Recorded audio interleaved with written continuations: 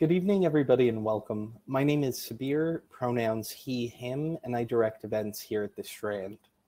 For a little bit of history, the Strand was founded in 1927 by Benjamin Bass over on 4th Avenue's Book Row. Stretching from Union Square to Astor Place, Book Row gradually dwindled from 48 bookstores until, after over 94 years, the Strand is the sole survivor, now run by third-generation owner Nancy Bass-Wyden. We want to thank all of you for your support. Without our loyal community of book lovers and authors like tonight's guests, we wouldn't be here today, and we are so truly appreciative of it. Tonight, we are thrilled to have with us Sophia Benoit for the launch of her new essay collection, Well, This Is Exhausting. Sophia Benoit is a writer and comedian who grew up in Missouri and was correctly voted most likely to never come back. She writes sex and relationship advice for GQ and has had bylines in Allure, Refinery 29, The Cut, The Guardian, and more. She writes an advice newsletter, Here's the Thing, where she tries to get everyone to ask their crush out. Sophia lives in Los Angeles. Joining Sophia in conversation is Chee. Karen is a comedian and writer for Late Night with Seth Meyers. She has also written for The New Yorker, The New York Times, and the Golden Globes. She's currently working on a book which should come out in about 50 years, if not later. And so, without further ado, please join me in welcoming Sophia and Karen to the stage. Hey! Yay! That was such a nice introduction. Sophia, how are you? I'm doing fabulous. I am hot and sweaty because I'm in Los Angeles, and like I told you, I was at a theme park all day, so here I am. Amazing. That almost feels like a parody of what I imagine someone who lives in LA would say. They were at a theme park and now they're doing amazing. Right. This is my first time going to a theme park in LA, and I've lived here 10 years, so I'm not a theme park person, and that was really hit home today. Every single thing, I was like, why are we standing in a line? It's hot. Let's go. I was the annoying friend today. I was trying to keep it in, but I was the annoying friend today. Yeah. No, but I fully know what you mean, especially on a hot day at theme park. It's tough, a tough environment. I want a stroller, I want to be in the stroller. Yeah, you want to be the child. Yes, exactly. That fully makes sense. Okay, wait, I just wanted to quickly say hi to everybody tuning in. And also hold up Sophia's book. This is what it looks like. It's beautiful. It's legitimately, I would say this even if she weren't here, it's legitimately a really great read. It's a very fun time. And I'm actually meeting Sophia for the first time right now, and it's really fun because I have read her book and I feel like I know her very well, and I'm worried I'm going to be too friendly with you and maybe rude. No. I feel like this is how everyone feels after they've read it. Then they're like, oh, I know everything about you. And I'm like, I know nothing about you. Tell me a secret now or something like I can hold over you. No, I'm kidding. No, that's great. That makes sense. People owe you their secrets now. Yeah. But genuinely, for people who were maybe on the fence about buying the book, I think I walked away from it being like, I would love to be friends with Sophia, and her voice feels like a friend of mine. And there's also, before we get started, there was a few parts of the book I want to ask about. But one of the things I thought was really lovely is towards the end of the book, there's a section where you talk about a lot of, especially women and non-binary people in relationships, left wondering if they're the crazy person. And I think this book is so validating, makes you and the reader feel like we're not crazy and life is crazy and we're just dealing with it. Yes. Yeah. That is, yeah. I feel like it's the question I get asked a lot in my advice columns as well is, am I crazy? Am I nuts? Is this person treating me poorly or am I overreacting? And I feel like it's very common for people to like have that question and have that concern. Yeah, that's true. And you're not most of the time. Yeah. That actually leads to a question I had, which is when you were writing this book, did you feel like it answered any questions about yourself or revealed any parts of you to yourself that you hadn't thought about before? Yeah, I feel like when I was trying to think of things that I wanted to write about originally, when I was first conceiving of this book years and years ago, because I've known I wanted to write a book for a long time. mostly just because I love books and not actually, originally, not because I had anything to say, I just loved books. And so I was so enamored with them. But I was trying at first to write a book that was very similar to a lot of the really funny memoirs by women that I've read before, which often include stories of crazy times and doing coke in the bathroom with, you know, like Jason Sudeikis, and then, you know, and it's like, I don't know if he does coke. I'm not trying to say he does, but like I'm not trying to, please don't. But I felt like I was like trying really hard to become this person and tell these crazy stories, and then I was scraping the bottom of the barrel of my life for all these like interesting stories, and I eventually talked with a friend, and he kind of pointed out that maybe that's not stories that I have, that maybe I haven't done interesting things, and that maybe I have opinions on things and experiences that aren't themselves a narrative arc of, you know, and then my friends and I went and stole the headmaster's, you know, car and drove it through the, you know, we don't have that story necessarily, but maybe I have a different story that I could tell. So I think I found out that I was way more boring than I thought I was. And I like myself, but I think I'm just less fun. And I think some of the stories in here brought out the fact that I just haven't done as many things as you think you maybe need to have done in your youth or in your, even just your early 20s, where I looked back and I was like, oh, I kind of just did my job and went to work, and, you know? Yeah, no, honestly, that super makes sense. And it's interesting because as somebody on the other end of this book, as somebody who's reading it, I think your life sounded so interesting to me because you had all these really cool sort of thoughts and takeaways from it. And you were very like concise and expressive about your feelings at the time and now looking back. So it's interesting that to you, you're like, oh, this is my life. It's regular. It's boring. But for the reader, I think it's like, hey, this is actually a really cool take on a normal life, which I think is what the majority of us live, right? So it's like relatable, but interesting. Yeah. I feel like I'm a person for your book. I think I got to a point where I didn't want to like make people feel like I was boring them as much as I wanted to feel like, again, that like, I think a lot of us are really good and do good things most of the time and kind of behave and like do the right thing and try really hard all the time. And we're really productive. And then we try to like get the internship on time, and we sign up for this like camp on time, and we like did all the right things. And so I kind of wanted there to be a book for those people that weren't necessarily like the rebels and the people that misbehave and the people that, you know, did wild and crazy things. Because a lot of my friends and I feel like, and I have a couple friends who, when I was talking to them about this, they said, yeah, this is kind of resonates with me because I'm the child of immigrants, and like being the child of immigrants, I feel like I was really conditioned to like behave and do the right thing. And my dad is a child of immigrants, so I feel like maybe I got it from him or something, but I feel like it was a little bit of this like experience was missing in some of these memoirs for me of the kid that like always wanted to do the good thing and didn't sneak out and didn't get in trouble, you know? Yeah. No, that fully makes sense. And it's such a fun perspective too, which that makes a lot of sense. You did mention though, this is a memoir, and how this genuinely just a question I had is when you were writing essays about your own life, featuring real people from your life that a lot of whom it seems like you were still in contact with and on good terms with, do you have to get permission from them, or how did you decide how to present them in the book? There was a little bit of a mixture of a few things. So there were a couple people for whom I talked about pretty hard times in my friendship, especially with them.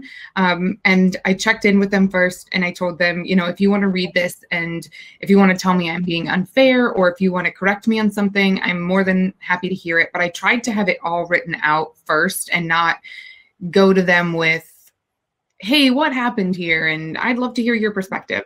And both of them declined, and they were totally fine. And we had very nice talks about it. And both of them have been lovely. And we have a different relationship now than we did then. And I'm still friends with them, which was, it's very lovely. I mean, I have a great friendship with them. In fact, one of the people towards the end of the book was a person that kind of was this awkward other person in my, it's actually in the Am I Crazy essay, was this other person kind of in my boyfriend and my relationship early on.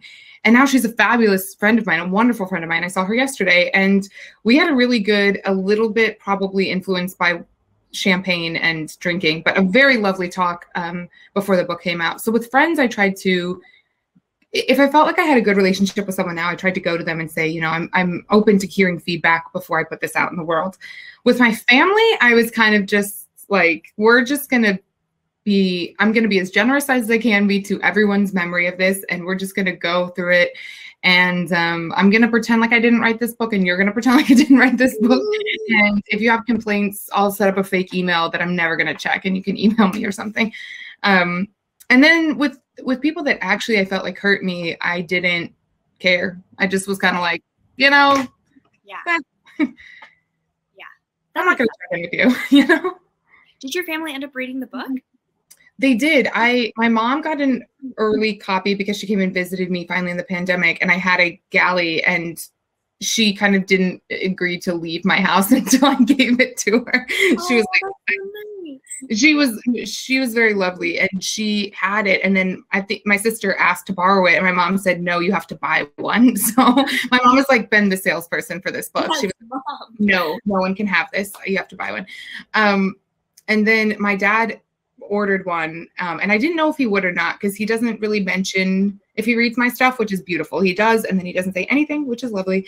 But he sent me an email yesterday that he was 30 pages in, and he started with something that sounded so, if anyone else probably got this email, they would be hurt. It was started with, I can't say that I like it because it's too, it started with like something terrible, and it got better, but the email was like, I'm too close to the subject and I don't know whether to praise or judge yet. And I was like, okay, it's fine. It's fine. So they've read it. Yeah. I like how he was extremely honest up top. Oh, so yeah, that's really sweet. So so you wrote up the things, and then you sort of asked for permission for people to look at. What was the actual like writing process like? How did you sort of, kind of like what you're saying, I almost feel like it's difficult for people to know what parts of their lives are worth sharing with people, or like would be interesting enough for someone else as well as them. And how are you able to sort of pull through the events in your life to pick out the ones to write about? I tried to think of times when two things, either I was the most upset and hurt by something, or that, and why was I hurt by it, and what did that hurt come from, and who did it come from? And so I looked at times in my life that I felt like I was maybe not even just hurt, but so emotional about something, even if now I'm not emotional about it, but at the time it was, you know, horrific. Like wearing the wrong clothes to gym class at the time felt horrific, but now I'm like, you're fine. But that, and then whenever, the other thing that, as I was closing out the book and getting closer to, the book is chronological. So as I got closer to who I am today, which is much harder to write about, at least for me, because humans tend to kind of even artificially create a narrative for their past. And it's harder to do when it's close to you because there's not a closing chapter. But as I got closer, I tried to think of my flaws and what I don't necessarily like about myself, or what I criticize myself for. And I tried to either come at them with some level of curiosity of, why am I vain, or why do I love looking at myself in the mirror, and why do I talk too much, and why am I anxious, and why do I have commitment issues, and, you know, all of those little things that I don't necessarily like about myself, which aren't necessarily what other people don't like about me. But I tried to kind of come at it with this curiosity of, why am I like this? You know, where does this come from? That's such an interesting, the thing you said about how it's easier almost to write about a longer time ago, which presumably you don't actually remember as well, versus now, is so fascinating. Did the book, well, I was going to initially ask if the book sort of changed you as a writer, but now I'm wondering, based on what you said, do you feel like it also changed you as a person? Like, are there new things that you're like working on, or things that you're like, I actually really love this about myself and I'm going to embrace that more? Yeah, I feel like I came out of the book, even actually the book writing process, I came out of it having this weird, especially because of the weird timing of when I was actually finishing pages and it was due. like my pages were due to the editor.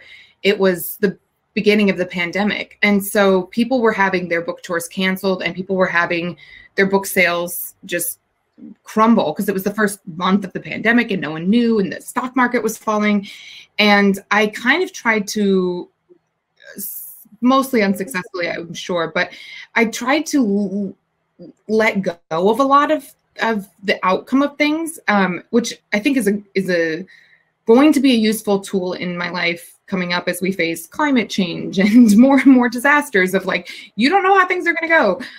You're going to be so surprised by the thing that comes. So I think in some ways, writing the book and the actual words was a little bit surprising because I found things that I liked about myself and I found things that surprised me about myself in terms of, oh, that was either funnier than I thought, or I have more empathy for myself than I thought. Just writing it out gave me some empathy.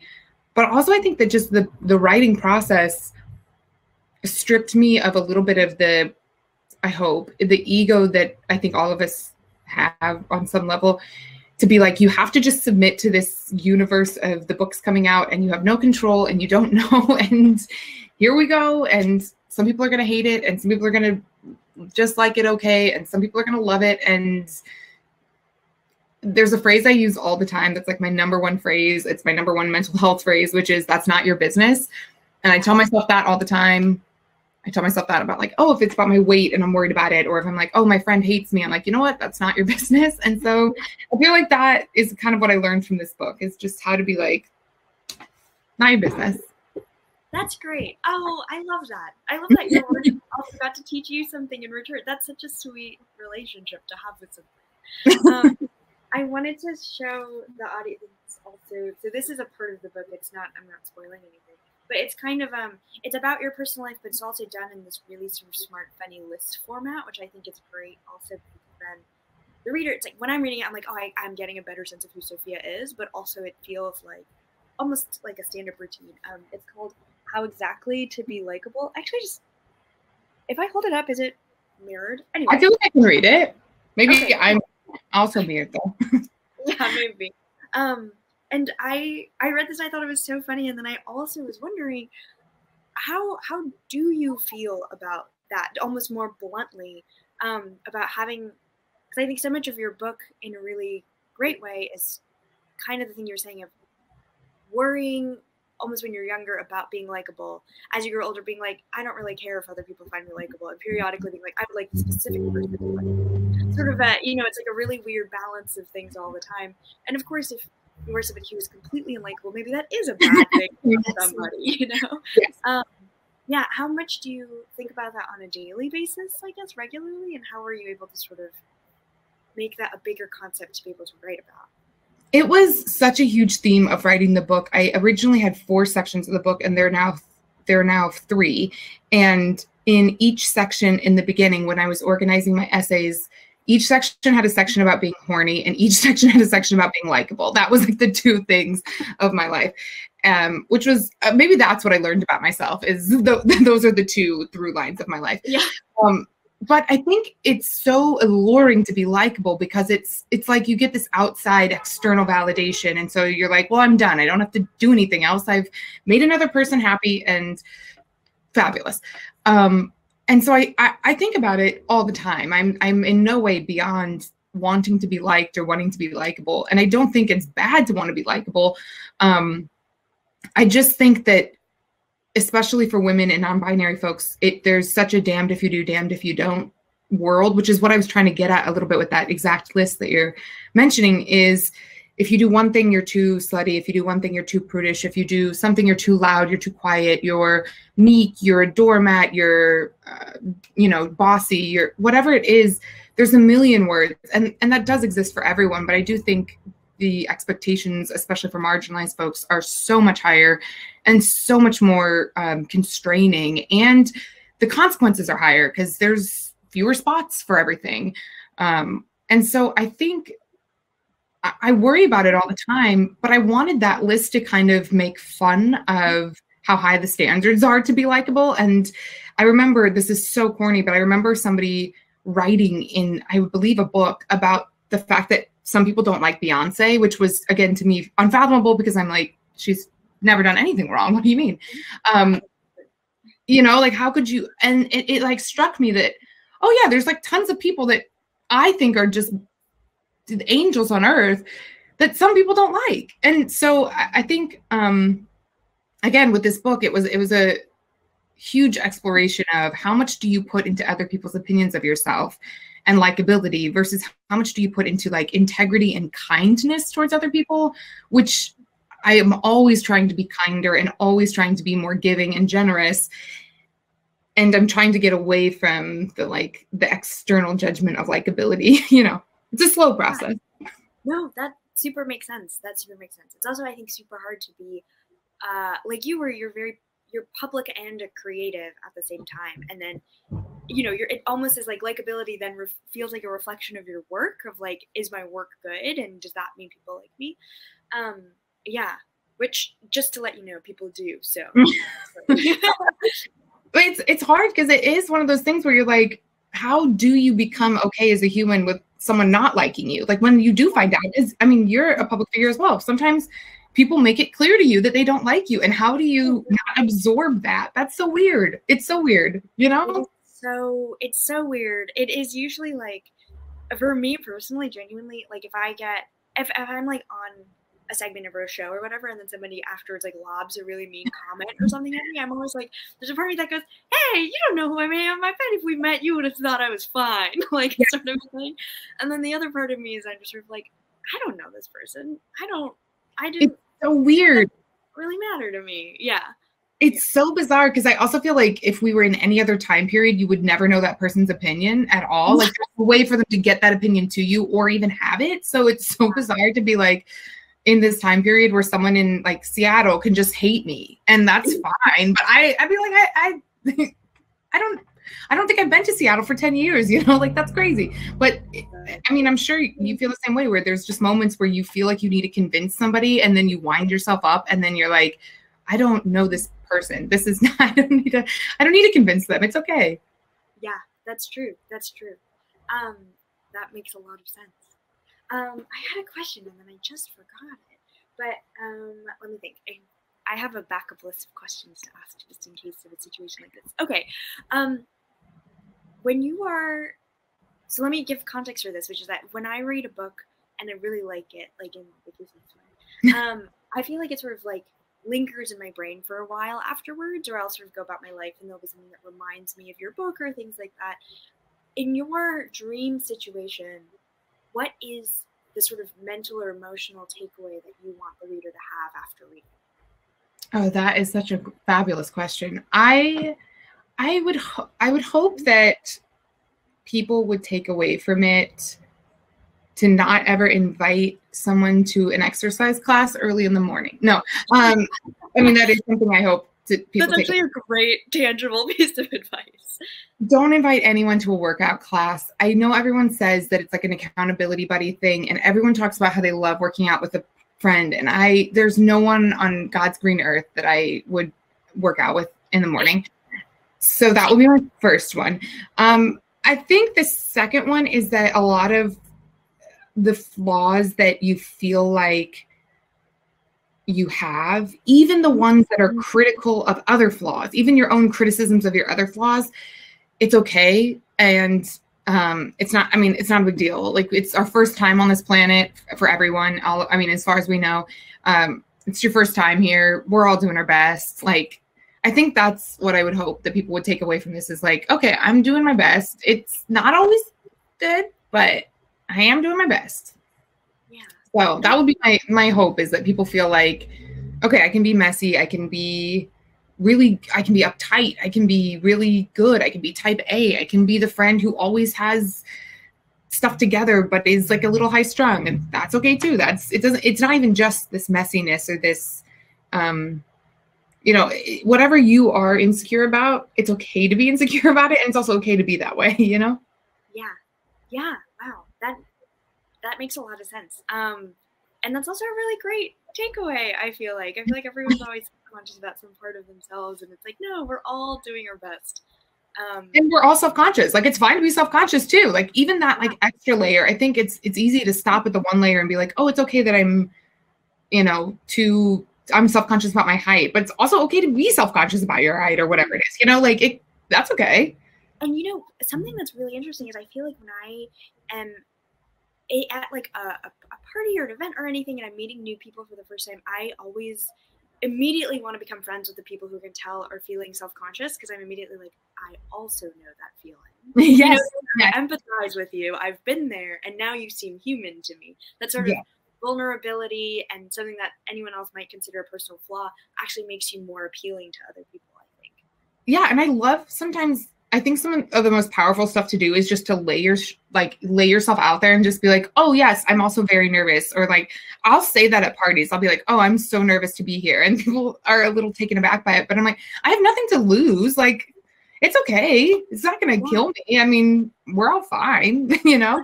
I mean, I try not to like make it awkward, but sometimes I do. And then it's okay too, you know?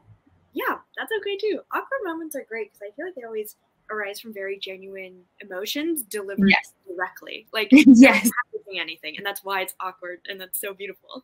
Yes, and often they form friendships with people because someone else is like, okay, I know who you are now.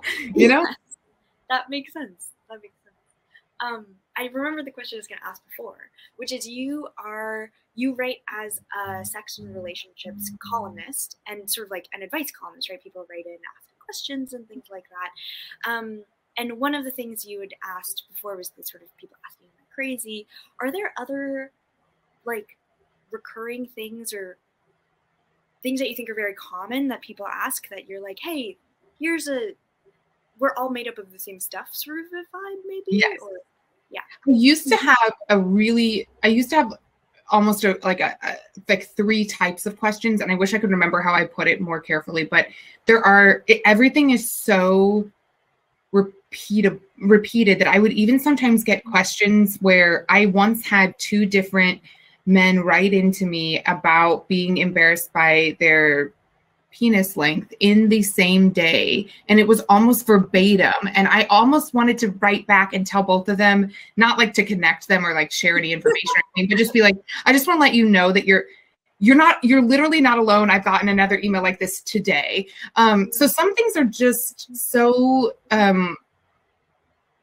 they're all recreations, but one of the biggest ones that I get, one of the most common ones, is people looking for, I want to say the word permission, but looking for permission kind of to leave a person or to not be around a person that is bad for them.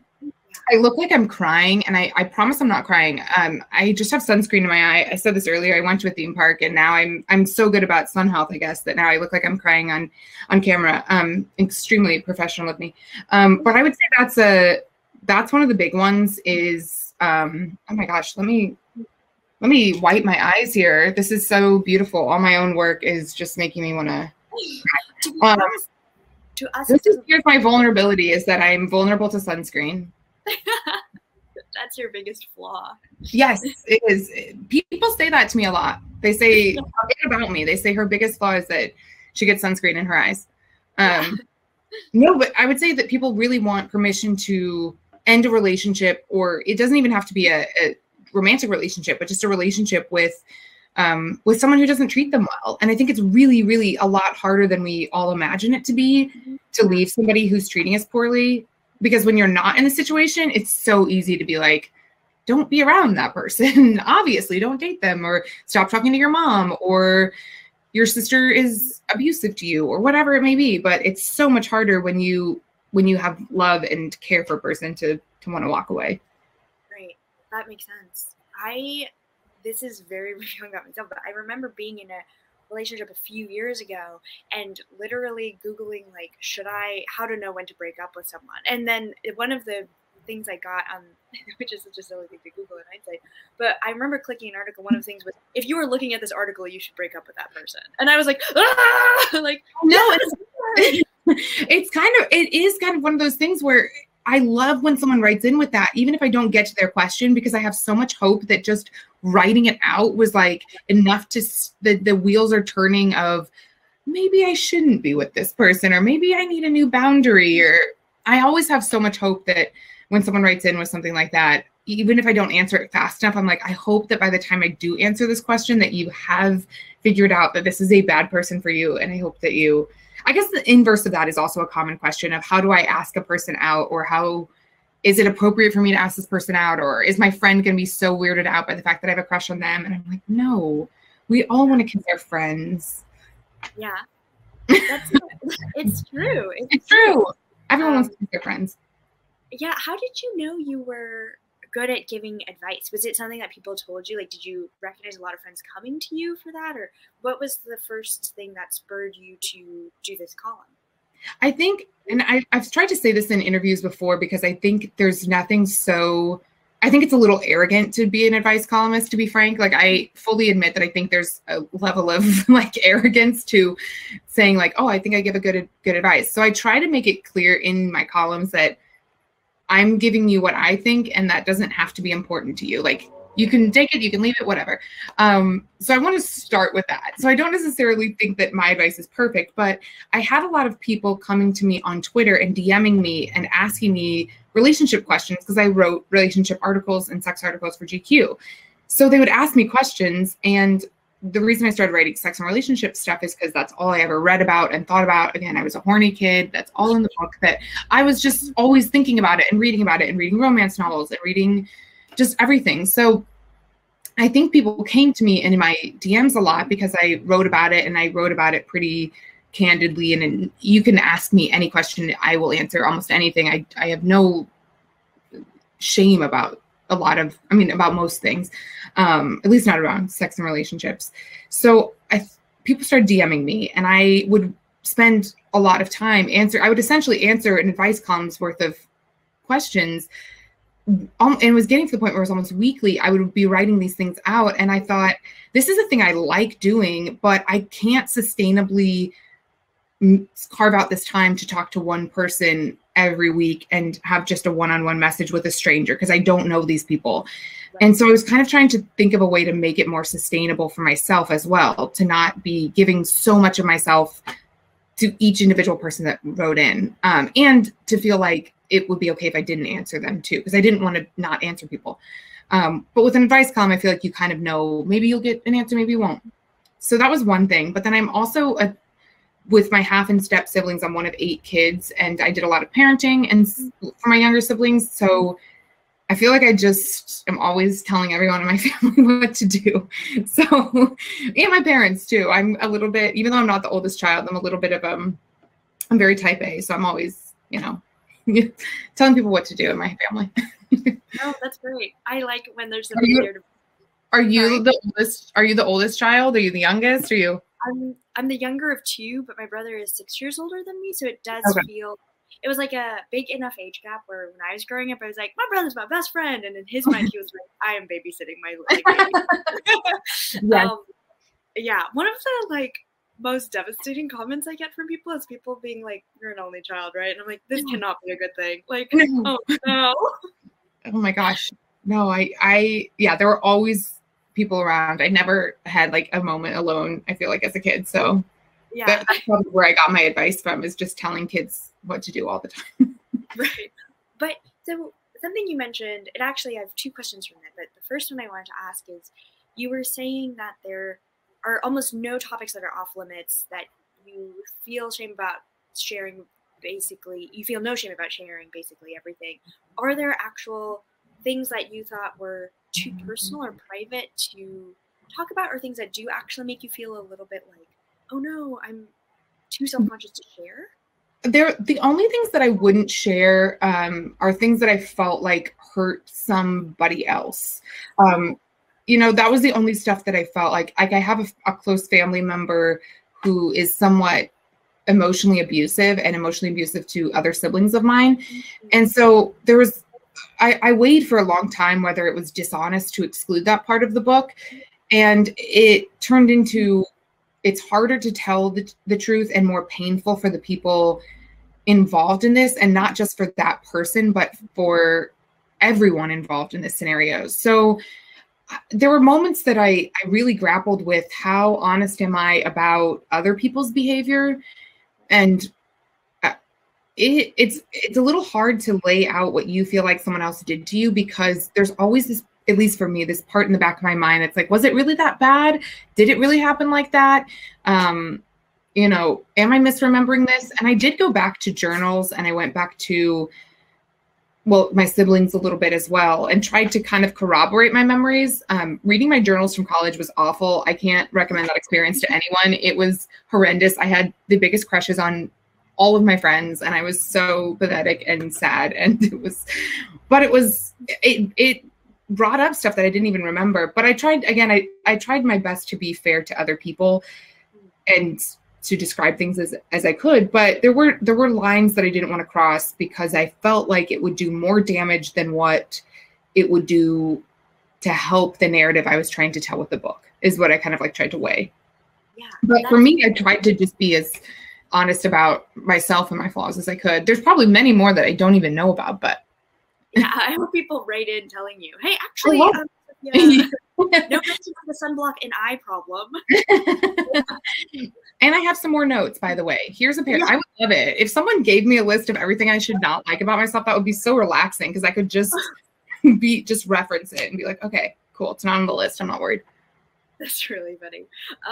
Okay, the question I had, a hard right turn, but this is kind of, you mentioned in the book also sort of that you love Love Actually. You do not care for people who do not love Love Actually. You just mentioned that you like a lot of, you grew up reading a lot of romance novels and stuff. I wanted to ask, what are your favorite rom-coms? And yeah, I guess that's it. I just wanted to gush about them with you. I love rom-coms. Are you a big rom-com fan? Yes, absolutely. I am such a huge rom-com fan. I think, well, I actually recently, the two women that wrote Legally Blonde also wrote 10 Things I Hate About You. Oh. And I love both of those movies. I think they even wrote them the same year. I saw that on Twitter, but I don't know if that's entirely true, because it wasn't from them. It was from someone else. But I think those two movies are just unbelievably beautifully written and so lovely. And I genuinely don't believe Heath Ledger's dead, to like the level that like other people don't believe Elvis is dead. I'm pretty close to that. I'm like, we have to figure out where he is, because we're going to get married. He and I are obviously going to be wed. Okay, so, I want to say, I watched Legally Blonde for the first time this year. Such a good movie. So good. And the entire point is how like femininity is good and powerful and not like negative. It's so good. It's so good. It was so, it was great. I truly, the thing you're saying about femininity being good is her just sort of retaining every part of that sort of like almost stereotypical pink LA girliness and still succeeding. I was like, actually, that feels like if that movie came out this year, I would be like, wow, yes. You know, it felt and she doesn't change. She doesn't have to change and become like, I mean, she goes to Harvard, but like, she doesn't have to become not wearing pink. Like the final scene isn't her like finally wearing a black business suit or something dumb. It's like, just, she's great. I love it. And then of course I love Nora Ephron. Every movie with Meg Ryan is a dream come true. I can't say enough good things about When Harry Met Sally and You've Got Mail. I'm not as big of a Sleepless in Seattle person, because I don't think I grew up with that one, but man, I know every line of You've Got Mail to a disturbing degree. Like the lines my sister and I quote from that movie, my boyfriend and her husband both are like, that's not a line that anyone remembers. This isn't like a famous line. It's a background character basically saying this. So what are yours? Is one of yours Love Actually? It's not, I love Love Actually. I would say it's not in my top faves. I really like, obviously, the Nora Ephron. I love You've Got Me. I love When Harry Met Sally. That everything you said rings true. A lot of the guy who made Love Actually, a lot of Richard Curtis ones I really like. I really like Notting Hill. I also was like, when Julia Roberts is doing a lot of heavy lifting in that movie. And I don't know why, this might be just a me thing, but I feel like for a really long time, I always thought of it as like a Hugh Grant movie. And then I went back and I rewatched it and I was like, oh, this is Julia Roberts is really bringing a lot to a character that could otherwise just be seen as bad. So like, this is a great example of unlikability, because she is unlikable in that movie and she still gets the guy, which I love. I was like, yes, I'm also unlikable and deserve to be both a movie star and married to Hugh Grant. Yeah, that's a really good point. She's really, She's very unlikable. I have a friend who doesn't like that movie because she's so unlikable. Yeah. Oh, interesting. I do feel like that's something that only happens to, this is such a big generalization, but I think it largely happens to women protagonists, right? As opposed to like a lot of, like, I remember being like what's it, like Dr. House, like Hugh Laurie as Dr. House, or like, what a mean guy. And everyone's like, I love him. And I was like, I love him too. But imagine if that were a woman, we would be like, she's too mean and she's too mean. Yes. Yeah. We would, yes. Yeah. I love unlikable women in movies. I love them. It's really hard to get one made. I've had multiple scripts where people are like, this person's very unlikable. I'm like, yes, exactly. Yeah. That's perfect. That's a good note. Yeah. I just recently, by this I mean like yesterday, I spent all of yesterday watching season 2 of Never Have I Ever. And that was also, I was like, oh, this is so great. It's like it's a great on so many levels, right? It's like a teen girl who is very unlikable. She's really trying her best. She messes up all the time. And I was like, man, this is the most real, the portrayal of her is, I think, how I felt as a teen also. Like, yes, I keep trying my best and I keep constantly messing up and I don't know why. Like, it feels inherent. The last season of that show was so heartbreaking to me because it was so real about being a teenager and messing up friendships and how painful that is. And you're not trying to, but it's just like, and the stakes are so high because you're around those people all day long and on the weekends. And like, that's like massive. And like you said, she is kind of unlikable. She does multiple things that you're like, that's not a good choice, Debbie, but okay. But I can't wait to watch season 2. I haven't watched yet. I'm so excited. I'm so excited. We'll text about it. I can't wait. I'm sorry, I went on a huge tangent. So I really want to bring it back and say, genuinely, it's so exciting for me as somebody who's read your book talking with you, because it does feel like your book has come to life. But I did want to ask, kind of based on what we were just talking about, if, let's say, someone were to adapt your book into a movie, and it were a rom-com, who would you want to have starring as you? This is going to sound really dumb, but I would love for, my real answer is Danny DeVito, because I love Danny DeVito and he's fabulous. And I don't not look like him. I mean, if I age up, I'm going to look like Danny DeVito. And I love him. I could not love Danny DeVito anymore. So that's my real answer. But if I were a casting person and I had to do an answer, I think Mae Whitman is so funny and her delivery is fantastic in everything. And it would be the honor of my lifetime if she even in any way knew about the project. If someone was just like texting her about it, I would die. So Danny DeVito or Mae Whitman or both. Kind of like when they did the Bob Dylan movie where it was, Cate Blanchett, and maybe they could do that. Yeah, that would be great. That would be really fun to do, like Mae Whitman is you now, and then flash forward to what you will be like in the future. Yeah. Actually, maybe Danny DeVito as me throughout like elementary and middle school, because that's who I felt like. And that would be a really perfect representation of who I felt like I was. I love the idea of seeing Danny DeVito like sitting at a desk surrounded by other like third graders. I think he could do it. I think he would be so good. And actually, I don't even need it to be about me, but now I really do want to see a Danny DeVito movie that's kind of like Pen 15, where he's a young child. And the older version of him is Mae Whitman. Yeah. Oh my God, this is so exciting. Okay, well, we have a movie to make. Yeah, sorry guys, we're busy. We have to log off now. That's awesome. I see some people have asked questions. I know we're supposed to switch to Q&A, so I'm going to start that. If anybody is watching and you guys have questions, please submit them. We're going to go through them. Okay. Oh, this first one is a great question. Was it more difficult writing essays for print than for the internet?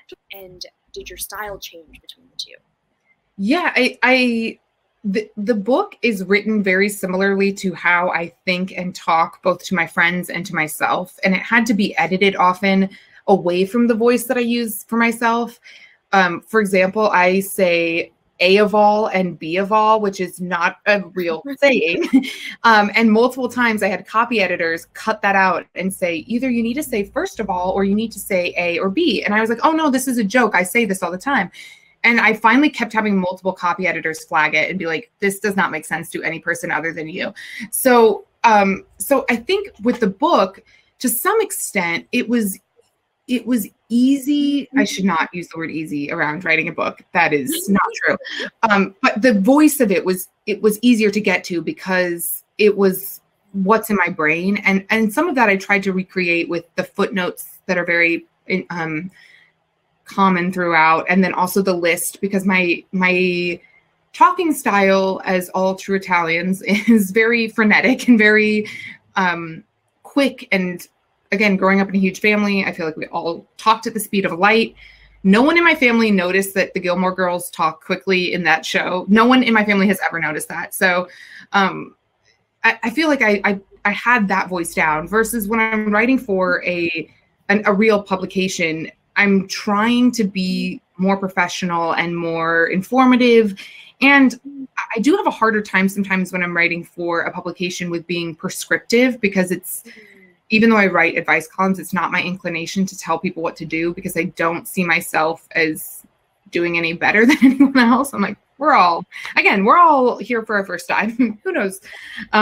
So it was a little easier to write this because in the moments when it wasn't prescriptive, when it was just memories and opinions and things like that. But I did find it hard not to make a disclaimer after every sentence that I wrote for the book, because I kept wanting to be like, but if you're mad about this, just text me and I'll, I'll fix it. Don't worry. Let me know if you're mad at me. Yeah. Exactly. Away from that. Okay, cool. Did you have, question just moved. I think we must have sorted it. Do you have any advice for filtering out all the voices that are sort of gatekeeping the behavior of women and gender nonconforming folks and minorities? I mean, again, I not to repeat myself, but I do think that having a little bit of a mantra of sorts for yourself, and mine is, and please steal it if you like it, but mine really is, that's not my business. I cannot tell you how often I just genuinely will get stuck on something and it will completely derail me. And I do have anxiety. I finally am starting medication for it, which is very exciting. And so I also recommend, if you have the ability to, and you want to get help in any other way, also do that. But for just day-to-day moments of feeling like I'm so stuck on these thoughts, these voices, sometimes it helps you to just, even if it's, it can be a silly thing like, okay, I'm not going to think about this until 4 p.m. And at 4 p.m. I'm going to worry for 15 minutes. And it's not my business until 4 p.m. And so anytime the thought tries to come back, you're like, you know what? That's at 4 p.m. And you could make a Google Calendar event for worrying about things, or it doesn't, it can be as corny as you want it to be. I know that sounds really ridiculous, but I love that. Yeah. It helps. I have a lot of climate change anxiety, and my best friend also does. And so she and I made a system where we would only worry about it together on Mondays and Wednesdays, because otherwise we'd wind each other up. Like, it would be like, I wasn't thinking about it, and she'd text me and I'd be like, oh yeah, we have to look into as if we were going to solve it by worrying. So create systems that work for you and create mantras and come up with tricks, That's great. That's not my business is such a good one. It's really concise too. It's great. Kind of a similar one, which is let other people be other people. I got it from Hallie Bateman, who wrote this great book. Fabulous. But yeah, I remember I read that in the book, and then it just sort of stuck with me. I was like, oh yeah, let other people be other people. Like, there's so much stuff where like, wow, sometimes people, the way they think about me, I'm like, that's your thing. Like, just if you want to think that way about me, go for it. Like, yes. And I also. Oh, sorry. Yeah. Oh no, that's okay. Go ahead. No, similarly, another phrase of mine is that's not my job. Like, that's another thing. It's like, that's not my job. You have to make boundaries in your own head for yourself, not just for other people. That's true. Man, existing with other people on the same planet is like at once a blessing and also extremely tricky. Yes. Okay, next question. How difficult was the experience of balancing humor with the more emotional parts of your story when writing? And for the footnotes, did you have aha moments as you wrote, or did they come to you later on to add? So a lot of this was actually in the editing. A lot of the footnotes started as in-text moments, and my editor was a huge proponent of footnotes. And almost every joke I wrote after a sentence, she would say, let's make this a footnote because this is kind of derailing what you're saying. So some of it was because I kind of talk in circles as I talk. So she was good about saying, like, let's get this story to what we actually want this story to be. And you can add your little weird footnotes about Shrek in later. And a lot of the footnotes are about Shrek, I'm sure. At least 2 are, I think. But Shrek is also a phenomenal movie. A phenomenal film. I went and saw Shrek today at Universal, and my friends like promised they would let me meet Shrek if I went to Universal, and I met Shrek. So huge deal for me today. So it's the balance of humor and emotion. I wanted to write more to the humor side of things, and my editor wanted me to write more to the emotional side of things, and she was almost always correct, other than the A of all and B of all thing. But she was correct. And so she did a great job of every time I turned in an essay that was, here's a bunch of jokes and I have no connection with them. She was like, well, this is cool, but why did Sophia write this? And so again, I think it goes back to like what are my flaws? What are my insecurities? What matters to me on earth? What would I tell my younger sister? What would I tell my former self? Like all those kinds of really emotional moments. And then add in some more of the funny parts of it, that, you know, the embarrassing bits. No, that's great. Can I ask then, sort of as like an extension of that, you were saying earlier that the book is written in a way that is very conversational for you. When you're going about your day, are you sort of cracking jokes throughout? Like, does your brain sort of, is that what it leads to you? Or are you more of like a serious person who afterwards, when you're digesting things, you're like, oh, this could be funny? I'm the former. I have a nice time with myself. I used to, before the pandemic, I used to hang out with myself a lot. I was alone a lot, just for, you know, even just being in traffic in LA, you're, you know, alone for 2 hours of a day because you're just sitting in a car. And I had the best time hanging out with myself. Now that I'm in the pandemic and I haven't been alone in like a year and a half, I think I'm out of practice. But I think most of life is very ridiculous and very funny. And I do end up talking about and joking about myself a lot because I think it connects to other people. Like, I think we're all going through this, and you take this one step back and you're like, so this is really ridiculous. Like, I find it now ridiculous that I'm so hung up on being an overweight kid when I was younger. That's like a ridiculous thing. We're in this beautiful planet that's like one of the only places life can be in the universe. And I'm like worried about weighing a little bit more. Like, that's so funny. So I do think that I'm the kind of person, I try at least to find the ridiculousness of it all in the moment, you know? I love that. That's great. That also makes a lot of sense, having talked with you now. Some more questions. What questions do you wish people asked more? I'm assuming this is for your column. And what sort of advice do you want to give that you don't get the chance to? What a great question. Oh, that is fabulous. I wish on a purely selfish level that people gave me even more juicy, hot gossip. I love hot gossip. And one of my favorite answers that I ever wrote to anyone was a guy who wrote about kind of cheating on his wife a little bit.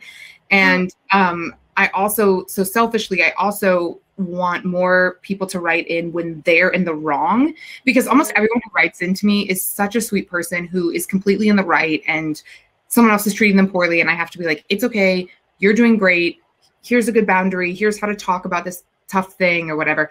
I would love it if more people wrote in who were so sure that they are correct and that they're wrong, so that I could kind of yell a little bit at them. That I would love. Unfortunately, people that are in the wrong don't always write in. But so if anyone don't need advice, yeah, exactly. I really think that. I think a lot of the people that are in the wrong don't realize that they. But I would love to just either get some really juicy gossip or to yell at someone more. So that would be my answers, is if anyone in here is doing something really immoral, please write in so I can yell at you. I would love that. Yeah. That's also, there's something really, I feel like if I were telling someone in person, like face to face, why they're wrong, it feels inherently super confrontational, no matter how nicely I say it. But I bet if they wrote in sort of anonymously and then were reading a reply back, they would be so much more open-minded. And I would still support, like, even with this other guy that cheated, I still was very clear that I'm like, we all do bad things. It's not like I think you're evil because you did a bad thing. I'm just saying you did mess up, and we all saw that. But yeah, you know, it happened. Like, there is kind of cheating. I feel like it's almost like you either did it or you didn't. Yeah, he did. He did. So he did cheat. I'll say that. I'll put the label on it for him. Okay, we have 2 more questions, which I think perfect timing. One, oh, this is so nice. Are there any advice questions you get so often that they break your heart? Actually, that was not the question I thought they were going to ask. So I'm going to ask a follow-up, which is, do you have any advice for someone who is heartbroken? Oh my gosh. Okay. So the thing about being heartbroken is that there's no way out but through. So you have to just be alive for a little bit. And that is a really tough project when you're heartbroken, but that's your job. That's it. That's your job. And when you're very heartbroken, your job is stay alive. And literally, if you feel like soaking in the tub and eating peanut butter, that is fine. Don't let anyone tell you otherwise. And if your friends want you to go out and you're like, no, that's worse. That's fine too. You don't need to do anything. There's no plan. Once you get past the, like, I'm just staying alive stage, the next stage is like, okay, let's get back into the real life routine. And then the next stage, and there's other stages that usually involve, for me, donuts, but the next stage really is, what do I do differently in the future to avoid any of this that I didn't like, whether it's your own behavior, someone else's behavior that you allowed? How do I look at this and learn something or take something from it? And sometimes all you've learned from it is, I loved that person and they were fabulous and I miss them. And that's a fine lesson to learn. And then your new lesson is, how do I continue to live with missing someone, which is its own project. But again, I think most heartbreak is just grief. And I think a huge lesson for people is that grieving isn't just about death. There's so many things that we're all grieving all the time. I mean, even just, again, especially with climate change stuff coming, there's going to be so much more grief, and the language we need around grief, we need to get a lot better at that as a society. So there are questions that I get. Was the first question, what do I get that's heartbreaking? What questions do you get so often that it's heartbreaking? Oh, again, I think a lot of the questions that I get that are really heartbreaking are people thinking that they are being unreasonable when they have put up with something for so long. And I think the other thing is, sometimes there are just situations that are just hard, and the truth is they're hard. And a couple of the questions I've gotten, which I've also felt myself, so I relate heavily to it, is, will I ever date somebody I feel unwanted? And I think that's a really heartbreaking question, because the answer is yes, you'll be in love with someone and someone will be in love with you. And I really genuinely believe that, not in a corny way, but it also will take a lot of time. And it is easier for someone who looks like Brad Pitt. And I'm sorry, like, I don't know there's some truth to that heartbreak. And again, it is sad. So I do get that a lot, and that makes me sad, because I'm like, I'm just going to make you guys all kiss each other. Come on. Yeah. You should start a dating service. That would actually be awesome and helpful for me personally. Oh, I'm starting right now. Okay, this is interesting. Have you ever given advice that you now know is bad advice, and at the time you didn't think it was bad? I've definitely given advice to my friends and family members. I think that was probably bad. The answer is yes. What is the advice that I gave? I don't know. But I think in general, my biggest aim with advice is to make people feel like the thing that they want or that they want to do. Generally, again, I wish more people that wrote in were doing bad things, but it's almost always me saying, what you want is good and okay. Like, follow that, take that with you. So I do cheat a little bit in that I usually just read the letter and say, like, do what you want to do in a nicer, more contained way, hopefully. But I'm sure that I've given people bad advice. And I have, I messed up one time and I did not read a letter and I wasn't clear on someone. I mean, this is something that still really bothers me. And I had a great conversation with the person afterward, but I assumed that the person that wrote in was a guy because they were dating a woman, and the person that wrote in was a woman. And it doesn't really change what the advice was, but it was a dumb assumption and so heteronormative. And again, I had a lovely email conversation with them afterward. But after that, I did try to be more careful and more, aware of, it made me slow down a lot. It made me be like, okay, you're making a lot of assumptions from your world, Sophia, maybe not their world. So. Yeah. Oh, I love that. I love that you giving advice to other people to sort of help them in their lives also has now sort of turned around and helped you become a better person in your own life too. That's great. Oh, yes. Yes. I think that was the last question. I also think miraculously we're at 59 minutes. Oh my gosh, we did it. Hey, there you oh my God. You look fabulous. So I thought, well, for those of you who can't see it, it's a sleep mask which says, well, this is exhausting, we have a few left. So if you haven't picked up, well, this is exhausting, you can press the handy green button center of your screen and you'll get a mask and a book. Oh my gosh, this is so exciting. I wasn't sure if it was rude to wear it after the event. Fabulous.